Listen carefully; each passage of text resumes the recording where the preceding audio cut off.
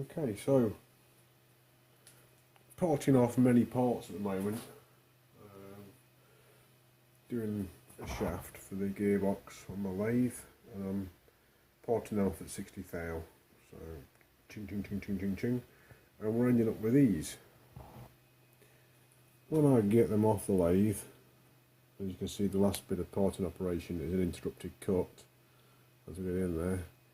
It generally leaves a little bit of a snap off, just go round gently and it snaps off basically, which is fine. But getting from constantly snapping and binding up and seizing up the lathe spindle into the parting tool to a smooth operation is getting closer, and this is what I'm finding. So this bit here, number one, we'll call it.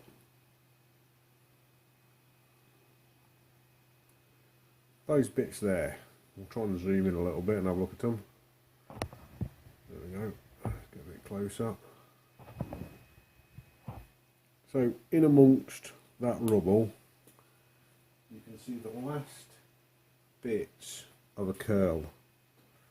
If I just point that out, so we've got the last bits of a curl, which is that bit there.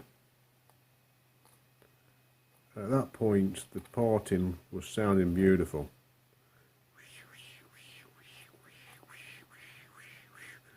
So you got the curly bits there, and there's another curly bit just there. And then it started going just a little bit of grindy.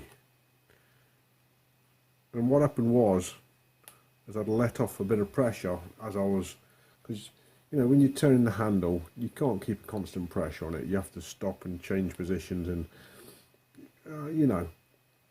And as soon as I let a bit of pressure off, it started breaking crumbles, because the end of the parting blade is very sharp and it can take minute cuts. Literally can take less than a thousandth off because it's so sharp. It's a wide blade, but it's a very, very sharp blade, so it can take little grumbly bits off like that. I don't know if you can see them. It's all mush. And I think that starts going down the side of the blade. And like when you're drilling, when you're getting deep in, when the flutes get full, you can hear the lathe load up and start slowing down. So you pull the drill out, clear the flutes out, put it back in again, hunky-dory. Same thing's happening with the parting blade. But of course, you've got such a stick out, and you've got a little bit of play in your compound, a little bit of play in your cross slide, a little bit of play in your saddle. Even if the other two are locks, the compound's got a bit of play in it. And the end of the tool ends up dipping a little bit. And when it dips, it doesn't dip straight down, it arcs down. And as it arcs down, it grabs an angle and then bites in. And these are why it's doing that. These little gravelly bits. So ideally, what you want is that there. You can see you've got the angle on there. Ideally, that's the kind of curl that you want coming off. That is beautiful. And it starts off like that, then it starts stringing out a little bit, and it starts spiraling off sideways, and then you start, well, it does that for a while, and then you start getting these bits here. We'll put them across there, we'll zoom in onto them. And you start getting those scraggly bits, and as you can see, there's a bit of gravel in that, just a little bit, not a lot. And then it starts doing this. As you can see, there's more gravel inside those bits there, especially around here. You can see there's just a little bit of gravelly bits in there. Look at those, and hairy bits and all sorts of bits in there. And then it goes into that. Back to that number one picture we were looking at. And when you start getting that, it goes, these long chips, they're still going and just starting to get a bit of a with it. But as soon as it starts growling, I'll just stop. It's gone from taking me half hour to part this. I'm now down to, well, a couple of minutes, and the whole thing is parted off. I've got one parted off. We're looking at it. So yeah, I can do one of these in a couple of minutes now. Reset up for the next angle, bang, bing, bang, bosh, 5 minutes max. I've got one of those turned off. It's all about these bits here. And if at any point you let pressure off, you start developing these chips. And they can clear. I'm flooding it with oil, literally flooding it with oil, and they can clear if you don't do too many of them. But once you start hearing that noise that these make, you want to give up. Take the tool out, withdraw it, and start again. So let's just get rid of all these chips back in the chip pan, and let's have a look at a tool. This here was a carbide tool. Leaving a bit on that, and you probably noticed that it's smashed, both edges.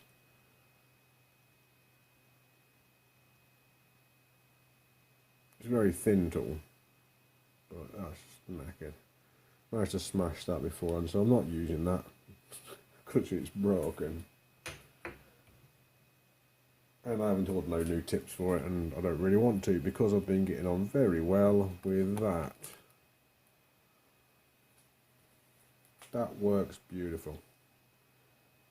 I'll just give it a quick hone. I don't know if you can notice that it's full width right at tip. Right here, right at tip, it's full width. And then behind it, there's a little bit of thinning just there, all the way to the top. You can see that. And then this whole section down here is thinned, and then back here, that's at the top there, that's full width. So from the top of my fingernail upwards, that's full width, and from the top of my fingernail backwards, that's all full width at the top there, and from the top of my fingernail there back to the top of the gouge, that's thinned out a little bit, and then from top of my fingernail there, that's full width. So only that little point at the top there is full width. The rest of it around it is clearance. Not a lot, but that's clearance. And that's working brilliant in steel. Absolutely fantastic. This one, let's turn the blade round. Ooh. On the other side, as you can see, it's just full width all the way at the top there, and then all of this is thinned out. And this was out here somewhere because it snapped once. This is great in aluminium and brass. Really good because it's blunter. It doesn't dig in. So it hasn't got that extra pitch down that I'm putting in for the steel one. And that works brilliant on brass and steel. Just got to remember to turn it around. Don't get lazy. Spin it round. Perfect. That's what I found. And these blades, well, they're inexpensive. And I've already broken that side 4 times. This was 200mm long. This stuck out massively. And when it breaks, it shatters and takes about 1 inch off. And then you have to grind an extra ½ inch off. So that's what happens. And now I'm down to this size. And I'm learning as I go along parting. And because I've been doing so many, and oh yeah, I'll leave this loose so I can adjust it, because this goes in and out and it gets higher and lower, so what's the point of locking it up? And also I set it below centre height where it's possible. Unless I'm parting right to the centre, then it goes right on the centre or thereabouts. So I do set it below centre height because when it pushes away, it comes away from the work. If it's above centre height, when you push it down, it digs in deeper. If it's below centre, if it digs in, it will come away from the work a little bit. So it's ever so slightly below centre height as well.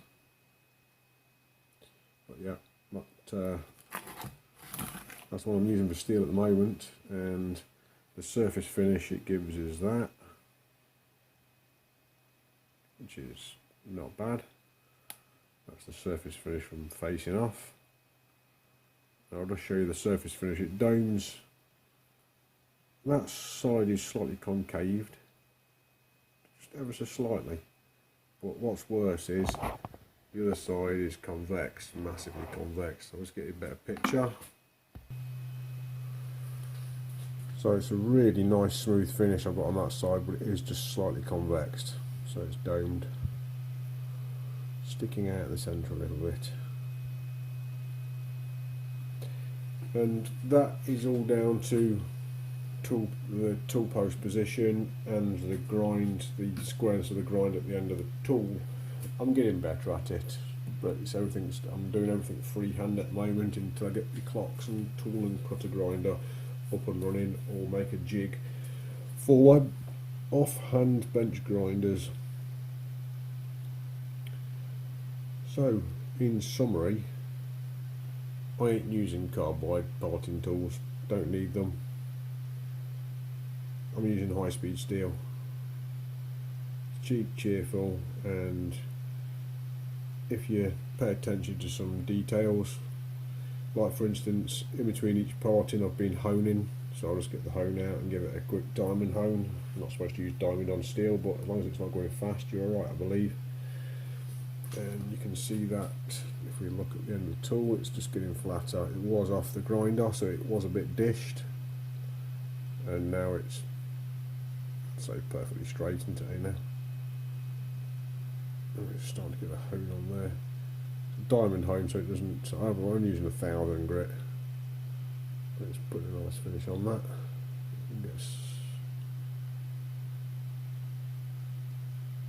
It might focus on it if I tap focus. Get to focus on that. There, maybe. So I'm just trying to get it as square as possible so it doesn't push off to one side. It's a very thin blade as well, so any slight bit of wrongness and it just follows it dead easily because it's so thin. But it's sharp as a sharp thing, it cuts.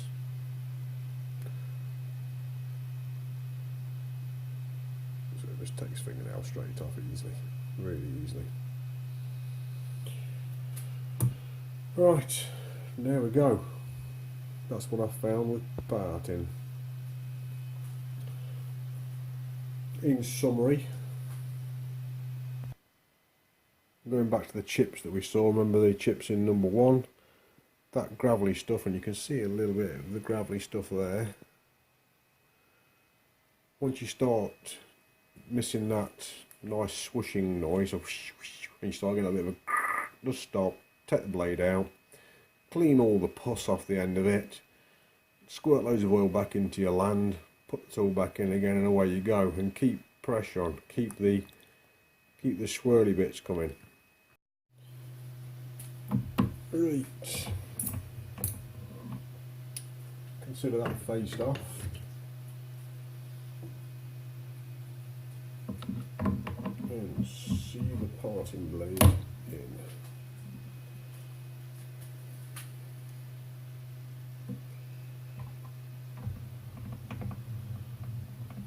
The ruler, let's get the parting blade a bit tighter in there.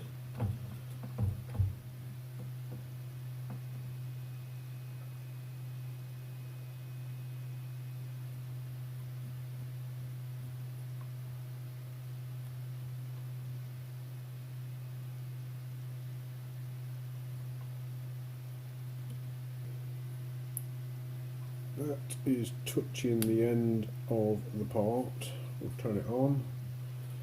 I want a spacer this time, not a little fiddly washer. So it's going to be 500 wide.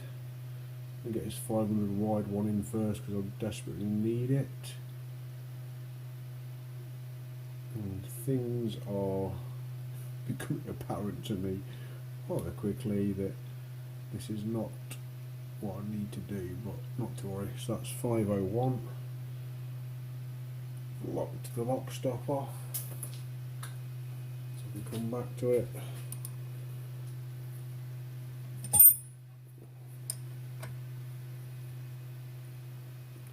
I've locked the carriage. we're done with measurements.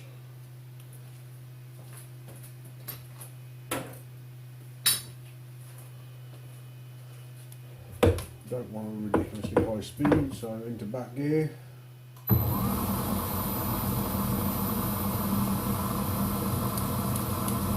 Squirt of oil, and there we go.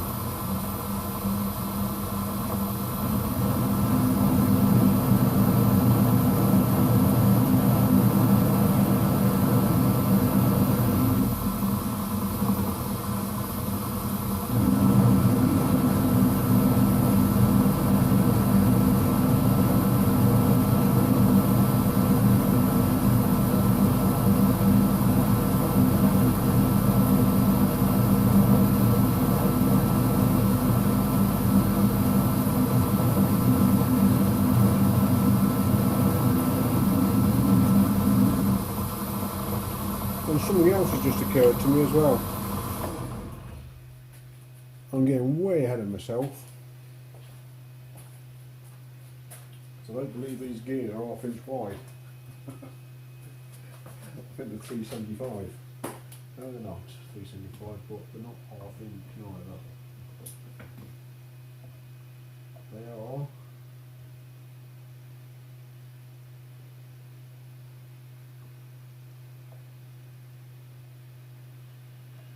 450, not 500. Great. But also, on top of that,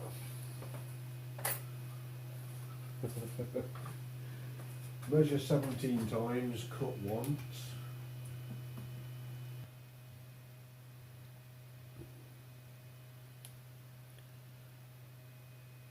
That's 450. 457, that will do me nicely. So we'll look at that. That's the travel stop put on, and now we've got the Ujima flop put on, the carriage lock and the carriage stop both on. It was at 24 Hertz before and it was successfully cutting, so I've set it to 24 Hertz. We're in back gear, let's go.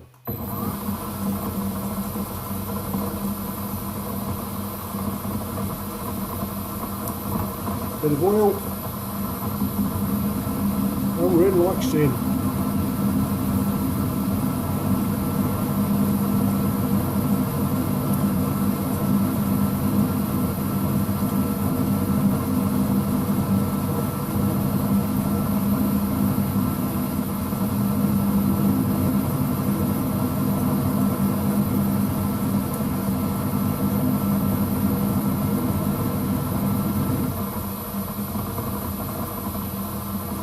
So I've had to change my hand position, so I've just backed out basically, because what will happen is it will leave, oh I've done it again, I've just got a little shaving in there, so a bit of oil, let it clear out. I'm trying not to let shavings happen, try to make cutting happen.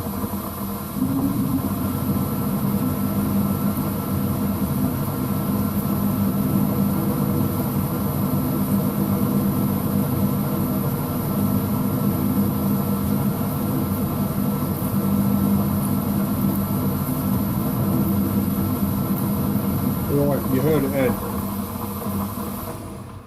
You must have heard that little. And what it was I was changing hand position,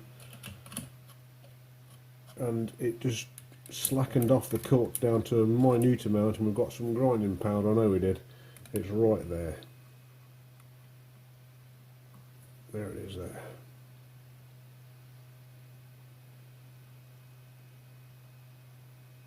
How close can we get that? Anyway, here we go, it's here, I'm here somewhere. Here we go, here. So we're trying to focus in on that. So you can see there's a shaving there, but in the shaving there's some gravel. You see it? And you heard that little. As soon as that happened, the chipper got too thin to form properly. It just became crumbles. So stop, clean it out. And there we go again. But at this point now I'm going to put a chamfer on it. I'm going to use a triangular foil. I'm going to put a bit of a chamfer on the back edge of that, so it's nice.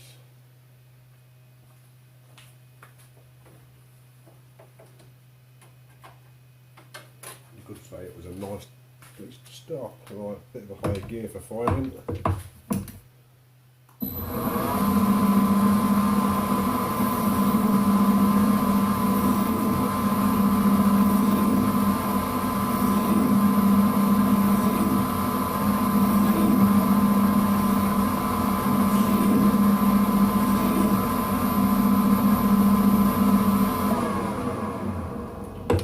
Back into back gear. It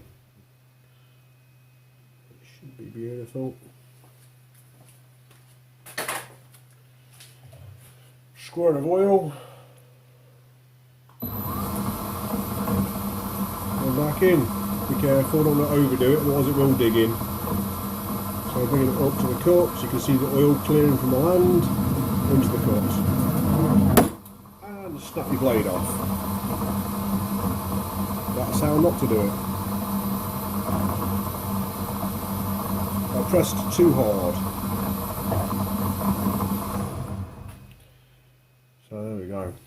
And now there's a bit of high-speed steel stuck in my part. Severely stuck in the part, like properly in the part. Like everything was going beautiful.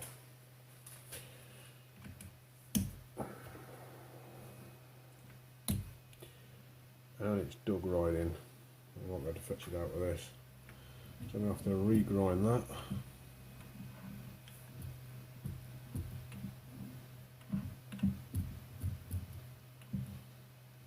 Typical, ain't I?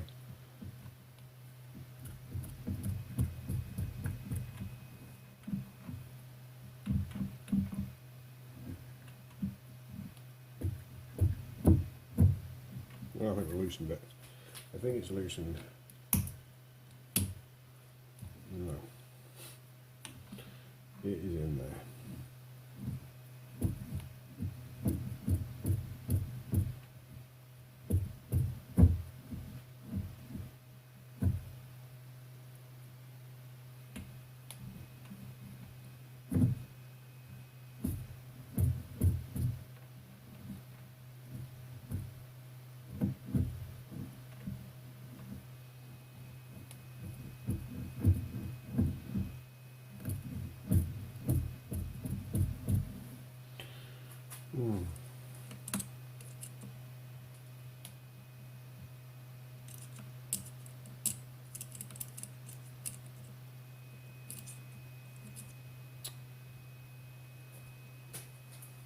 Damn.